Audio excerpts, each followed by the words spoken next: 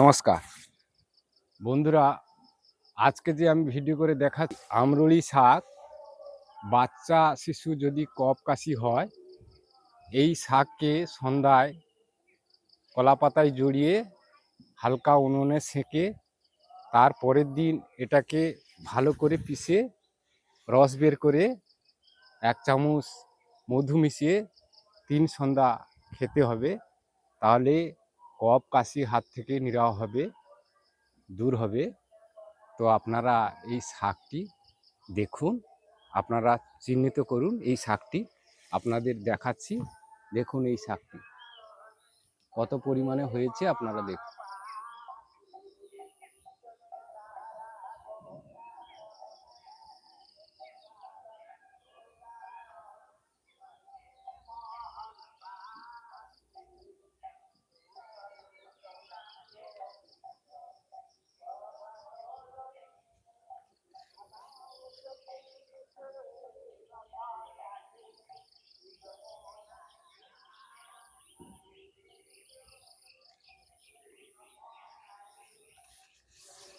এই শাকটি সকালে খালি পেটে আপনারা ভালো করে ছিঁচে রস বের করে আপনারা 3 চামচ মতো বের করে আপনারা খালি পেটে এই বাচ্চা শিশু, ছোট শিশুকে খাওয়াবেন।